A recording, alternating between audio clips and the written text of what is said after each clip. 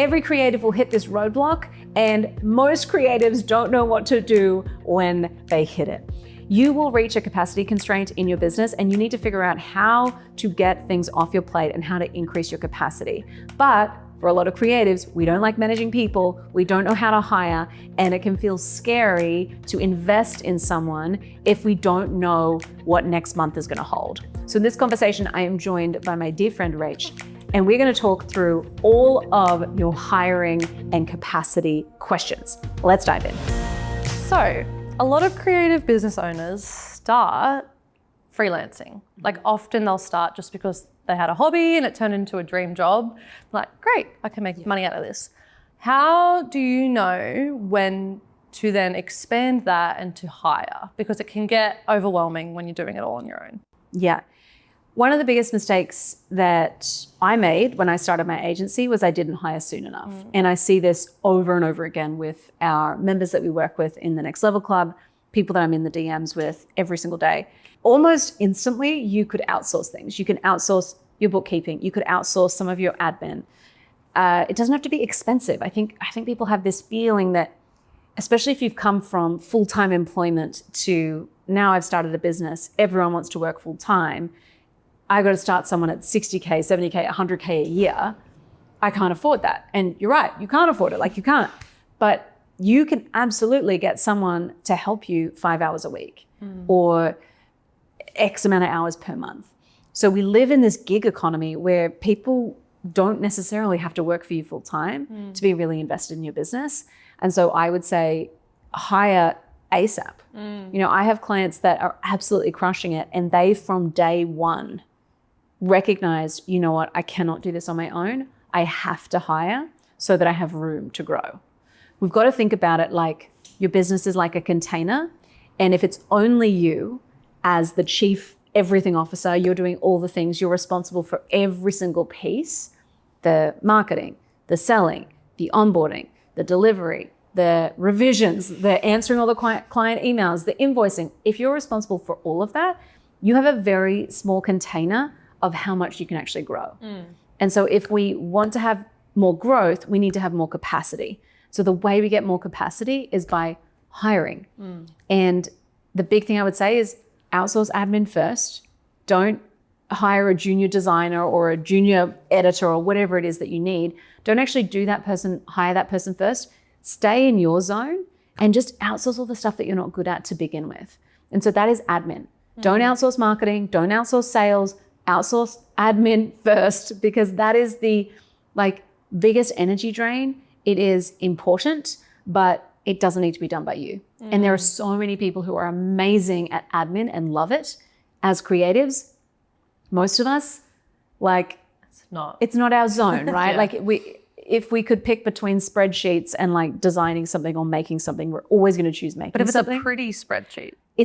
I love a pretty spreadsheet. I actually really love a good spreadsheet, but I just think we think it's black and white, and we think, I have to hire someone full time, and now I'm committed to them. And what if they suck? We think all of these things, and it's no. Well, why don't we just hire someone for a small piece, and let's get them in as a contractor to begin with. There's this great quote from Seth Godin who says, "We can't work together until we work together." And so I think, okay, let's just get someone in to support, and let's do it in a really casual way to begin with, so that if we don't vibe, if I don't rate their work, or if it's not the right fit, or if work slows, I'm not beholden to them and I'm not responsible for them. And so I just think that's a really easy, low risk way to get started. Nice. How did your first hire go?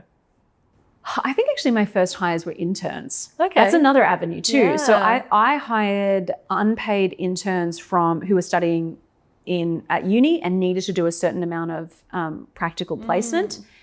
University. They had to do practical placement.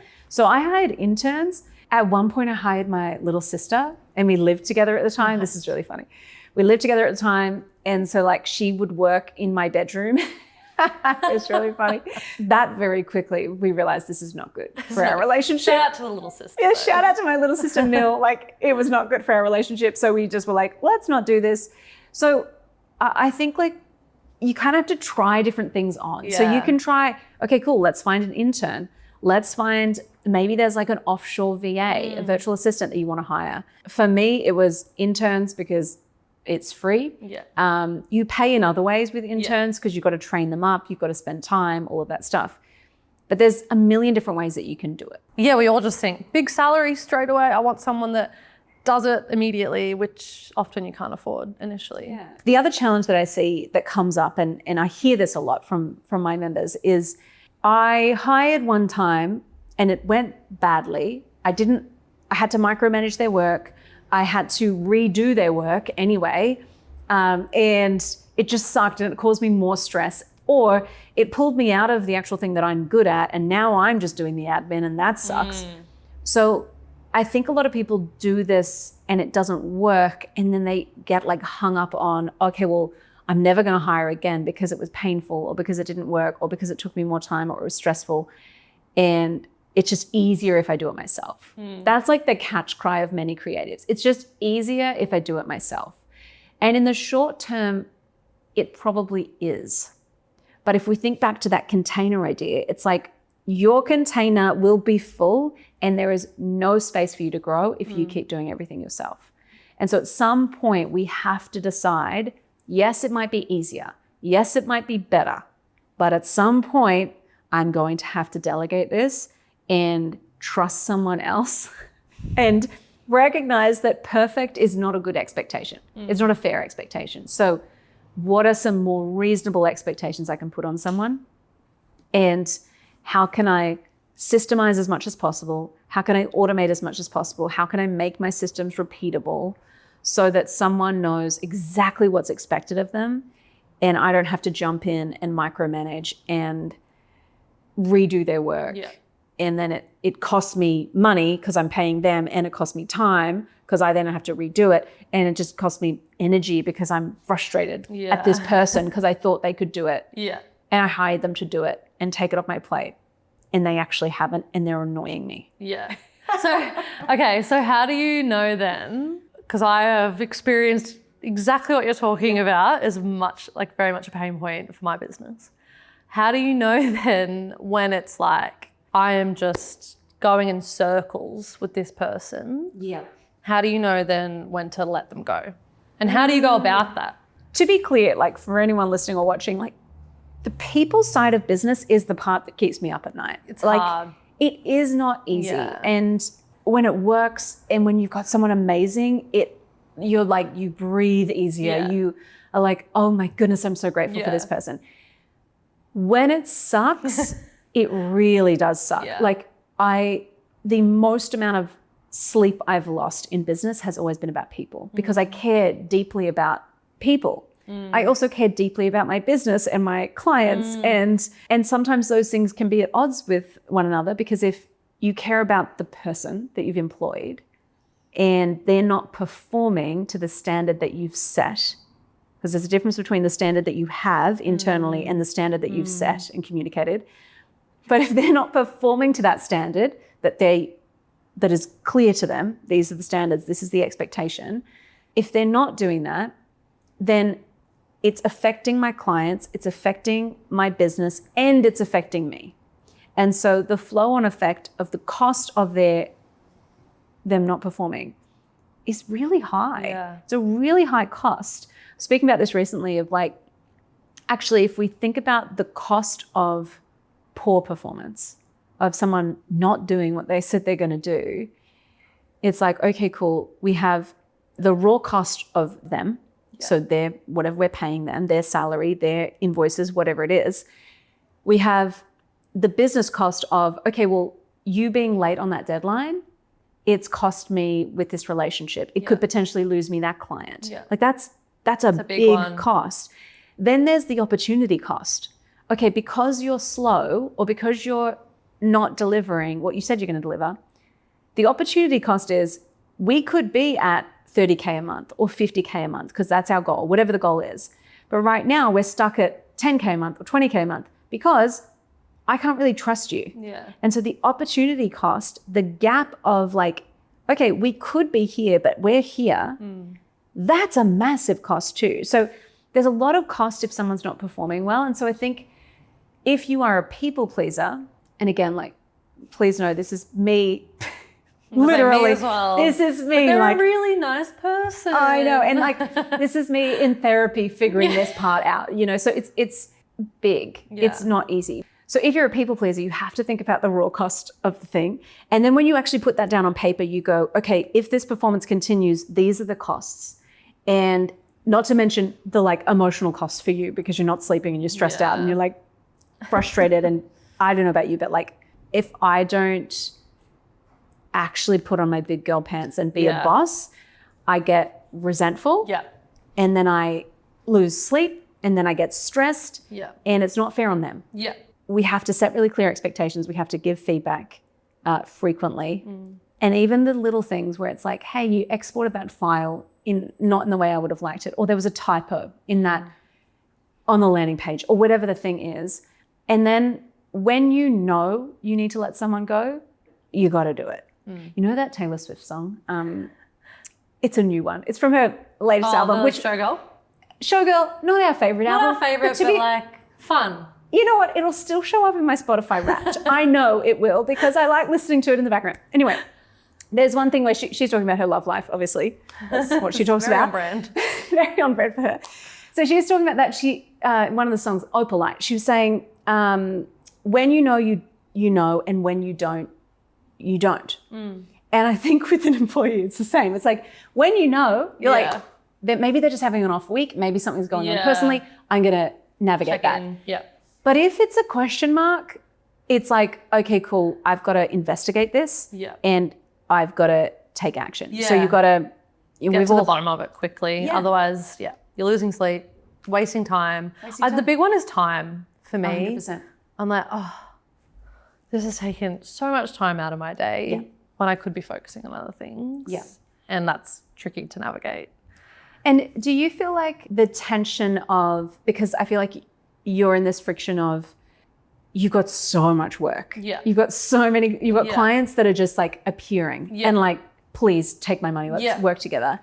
What do you feel like is the tension point for you in hiring someone full-time, all in?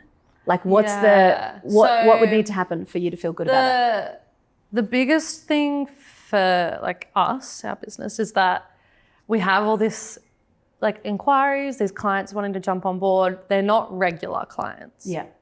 So we've got to get really good at landing them in a retainer realm. I think I get scared that without that consistent monthly knowing what's coming in, I'm not going to be able to hire someone full time because I don't know if I'm going to be able to pay them each month. Yeah. So that's like the biggest tension that we have at the moment, where it's like, and we keep getting money coming in. It's actually fine, but there's still that little like voice in your head that's like, but you know, you don't know what this month's going to hold. Like, what if it's actually half the amount than what you got previously? And I think we need to get better with our systems and anticipating that as well, to be like, okay, well, we have enough of a buffer here that if we do have a lower month, it's okay. Yeah. But and it's hard. But that rate is so common. Like I feel like that tension of, okay, I'm having an explosive, massive month, and then what if the next month is crickets? It's like that revenue roller coaster that we always talk about. Yeah.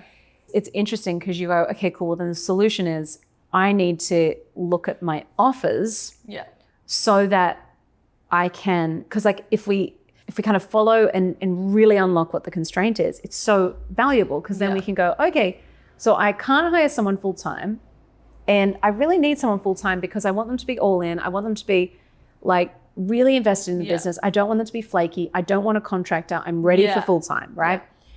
Then we need to look at, okay, well, what needs to happen upstream for that to become a reality?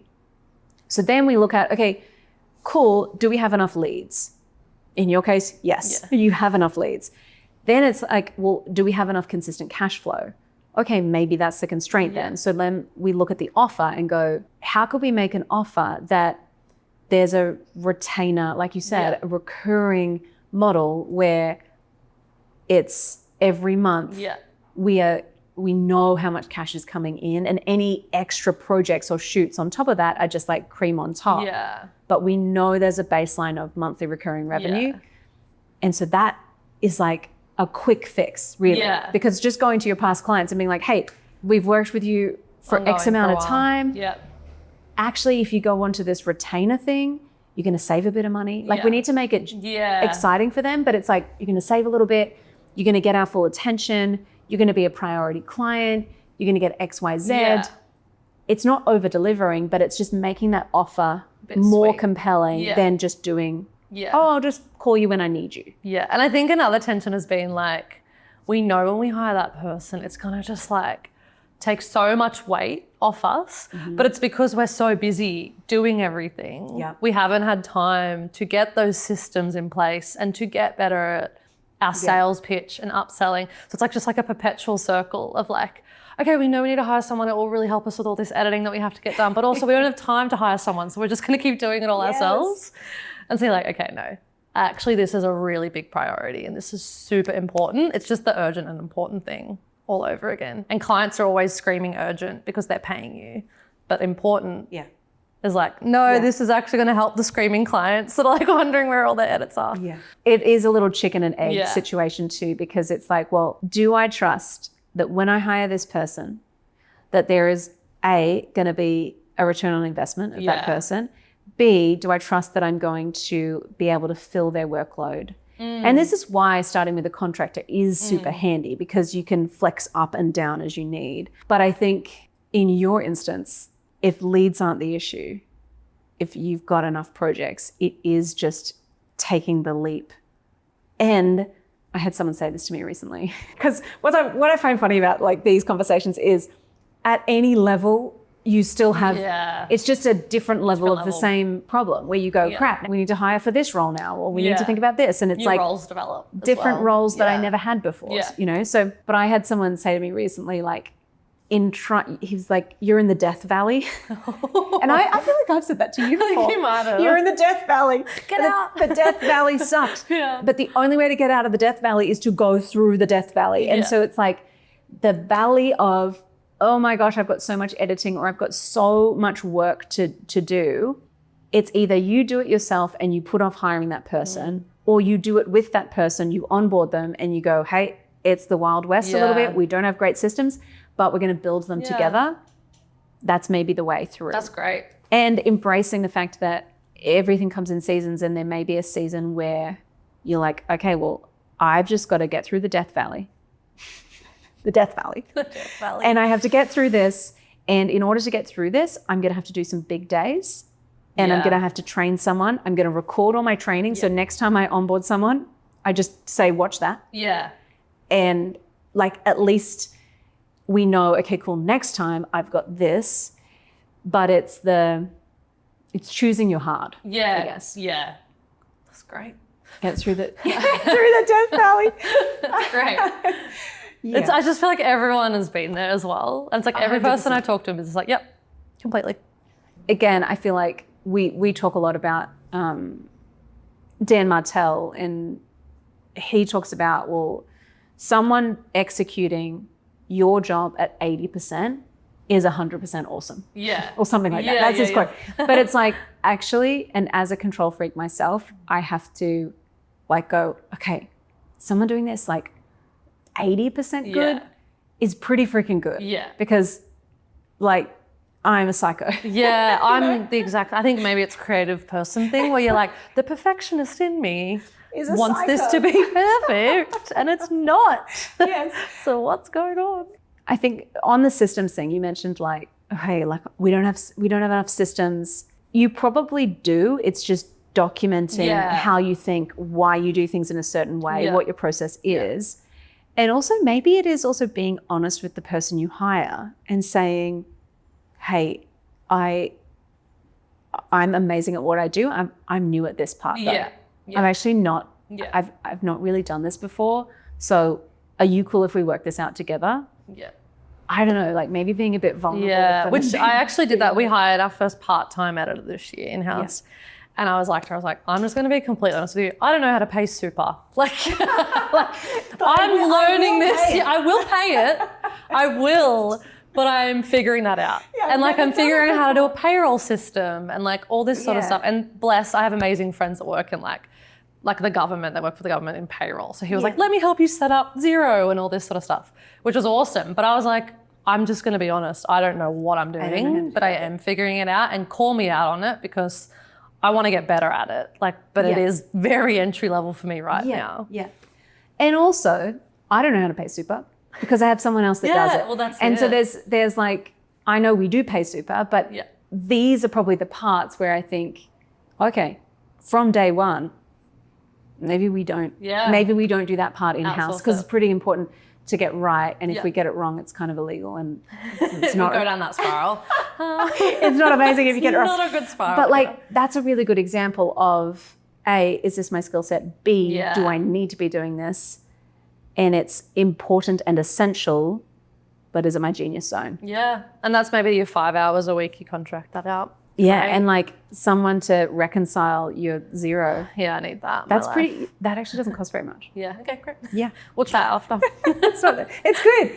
I guess at the end of the day, at the core of it, you need to think about your time and your energy as very, very precious. Yeah. And as soon as we put that lens on, we go, oh my goodness, I can't believe like I'm spending time doing X, Y, Z. I still have things that I do in the business. When I tell someone I do it, they're like, why the heck are you doing that? I'm like, I don't know. The one I love that you tell is when you were ironing the tablecloths before your event. And there's like so many things. Your ironing looks like it's like playing a violin. But I love that story because it's such a good example of like, you can delegate this. 100%. You don't need to be the one ironing the tablecloths for your event. You could probably get someone else to do that. I'm bad at ironing. I'm not good at ironing. I hate it. There's creases there. There was creases. And you know what? Even when we got them dry cleaned, there were still creases. And I saw it on the day and I was like, I'm so glad I didn't spend all that time on that because there's creases on it and it's annoyed me. But it's also like the whole like, is this actually necessary? Is anyone going to notice it? Yeah, does anyone care? There's little things like that in businesses where I'm like, I'm spending far too much time on this and I know I'm going to be the only one that notices it. Who cares about it? Yeah. Oh, yeah. I feel like creatives are guilty of that all the time. We just adjust this and tweak, we're like no one's pixel peeping. Yes. It's like no one cares. Yeah. No one cares. But the other thing too to think about is what if your path to getting more capacity and to expanding that container that we're talking about, what if it happened in a different way to what we imagine? Like maybe it is having the bookkeeper that does once a month comes in and tidies up all your stuff, or it's someone coming to clean your house, or it's, I don't know, pre-buying. Like for me, I pre-buy those like meals that come in the thing, the whatever, because I'm like, I can't deal with lunch, you know? So I think like maybe it's also thinking more creatively. Little things here and there that can really get you back some time as well. Because you don't realize how long cooking takes and like cleaning your bathroom, that gets neglected sometimes. And it's like, okay, that's a couple $100. Yeah. But it saves me so much time. It means that I'm not a hangry monster while I'm trying to work. And so there are more creative ways we can outsource and the goal doesn't have to be hiring. The goal just has to be, how can I get more capacity? Yeah. And there are creative ways we can do that outside of the business. And some of those things the business can still pay for, which is nice. So there's that. And then there's also, okay, maybe there's an automation I can run, or maybe there's a tool that does this for me and gets it to 70%, 80%. There's so many automations now. Like, then like, I think we will see an age where there's businesses that are very successful, that are a solo person with maybe an assistant, and the rest of it is crazy automated. Not the creative stuff, the admin stuff. Yeah. And that's where I think people get muddled. They think, oh, I don't want to use AI, or I don't want to automate stuff and lose the magic of it. And it's like, no, let's automate the crap stuff so that you can do more of the good stuff. Yeah. Like you say, your genius zone, so you can be in that rather than like, be in the crap. Be in the crap. Get out of the crap. Stop cleaning your shower. You know what I mean? Like I hate cleaning the shower. You're talking my language. Just like does that. Oh, yeah, where does that this does sit? not spark joy. Yeah, this does not spark joy for me. And so again, it's like, doesn't have to be much. And I think also when we make those investments, and to be clear, this isn't to diminish those roles, because those roles are super important and they're very valuable, and it's a privilege to be able to outsource those things. So it's not to diminish that at all. It's to go, okay, where can I find more time and energy so that I've got more capacity? And how can I spend more of my time on the stuff that lights me up and drives the business forward? So obviously we now know we need to hire. What would be like some good tips and tricks to hire well? Yeah, so it depends on the role, but I think a general rule of thumb is we need to have a really clear job description. So for when we are advertising the role, we want to have a really clear scope of who the right fit for this is and what the job kind of entails. And there's this one trick to get better candidates, and it's this. You need to add friction to the application process. So in your job description, you might say, hey, if this feels like the right fit, these are like the 3 steps I want you to take. You might ask them to film a Loom. So it's like, hey, I want you to film me a Loom video to show me like why you think you'd be a great fit for our company for this role. Or maybe you add like, hey, put this in the subject line of your application. So straight away, if someone doesn't film you a Loom, or if the Loom is like a canned video that they sent like 3 months earlier, you know, okay, cool, you're not going to put in the effort. Like straight away. If they don't put the subject line in, then they don't have high attention to detail. And so it just means right away, if you get an influx of like hundreds of resumes and CVs, you can right away go, okay, this person doesn't have attention to detail and isn't committed enough. And like isn't serious about the role enough to follow the instructions. It's a great way to be like, didn't qualify immediately. And then you don't waste time in interviews with someone that you're like, actually, I can tell right away. I love doing a Loom video because you can tell when you hear someone's voice, like, okay, cool, I feel like there's a connection there. You can tell a lot about someone's tone, about their energy just from a Loom video. So that's a really simple way to do it. And then when you do hire them, onboard them. The same way you onboard a client, onboard your team. So set really clear expectations. Let them know what the first 30 days, the first 6 weeks is going to look like. Actually, one of my clients, her name's Mel Renfrew, she talks about how when she onboards someone, she says, hey, for the first 6 weeks, I'm going to be super annoying. And she's like, I will just rip apart your work. We're going to meet a lot. I'm going to be annoying because I want to make sure that you are really solid. And then after that, we're good. And so I really like that frame because it's like, I'm going to be on you about every single thing. You're going to hear from me a lot. And, you know, you can also treat that first 30 days, 6 weeks as a trial period as well. So it's like getting a feel for if it's the right fit. Great. So thank you for answering all my questions around hiring. I'm going to go hire someone now. No. Good. But I will. I really, really am like feeling encouraged to go hire. So I appreciate that. So what would be like the overall take home for hiring? So there are 3 big things I would say as like take home. First thing is hire before you're ready. The second is stop doing everything yourself. Like actually let go of some control and stop trying to be a hero. And the third thing is you can get creative with this and you can start small. You don't have to hire someone full-time from day one. You can actually try before you buy a little bit. You can use contractors, you can automate, you can delegate like bit by bit. It doesn't have to be a massive salary from day one. Great. Amazing. Well, thanks so much, Rach, for asking those questions. Now, if you're watching this episode and you want to really identify what you should delegate next, I have linked a video right up here that's going to actually walk you step by step through an exercise that's going to show you how to audit your time and your energy. Super helpful. It's been one of our most popular videos to date, so definitely check that out. I love your work. Go get them.